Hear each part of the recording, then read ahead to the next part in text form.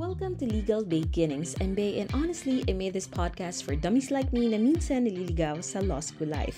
Dito, we'll learn the basics, be briefed on cases and go law and beyond. Let's try to make sense of the law one article at a time.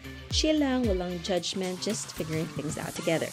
Today, we will talk about Article 7 of the Revised Penal Code, when light felonies are punishable.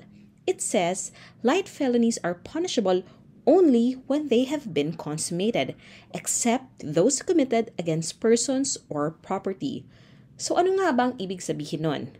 Imaginein mo na yung light felony ay mga maliliit na kasalanan sa batas, like slight physical injuries, simple slander or paninira, or malicious mischief, which means sinadyang sirain or pinsalain ang gamit ng iba out of anger, hatred, or just to annoy someone. Ang light felony, mga maliliit na crime, at maliliit din ang parusa.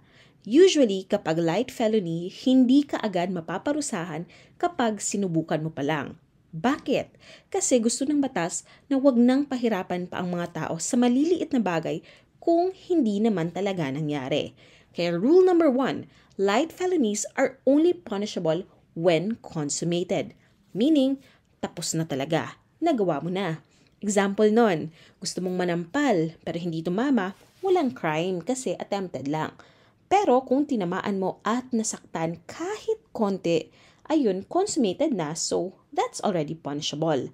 Pero merong exception kapag ang light felony ay against a person or property. Ibig sabihin, kahit attempted or frustrated lang, pwede ka pa ring managot. Anong halimbawa against a person? Sinubukan mong suntukin si Juan, pero naawat ka. That is still punishable kasi may intention kang manakit ng tao.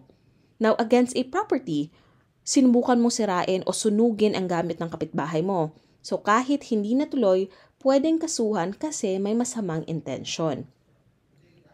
Pero kung ang light felony ay hindi tungkol sa tao o property, like intriguing against honor o yung paninira o chismis, hindi ka mapaparusahan kung hindi mo naman talaga nasabi o nagawa. Kaya para madali tandaan, ang general rule, light felonies are punishable only when consummated. Ang exception yan, if the act hurts a person or damages property, kahit attempted or frustrated pa lang, punishable na. So in short, kung maliliit lang na crime at walang tinamaan, you are safe. Pero kung tao o gamit ang naapektuhan, sorry, pero may kaso ka pa rin haharapin. And that's it for today's episode. We learned that light felonies may be small, pero the law still takes them seriously, lalo na kapag may nasaktan o may nasirang gamit. And that wraps up today's episode. Law may be tough, but learning it doesn't have to be. Chill lang, keep asking, keep learning, and see you on our next episode.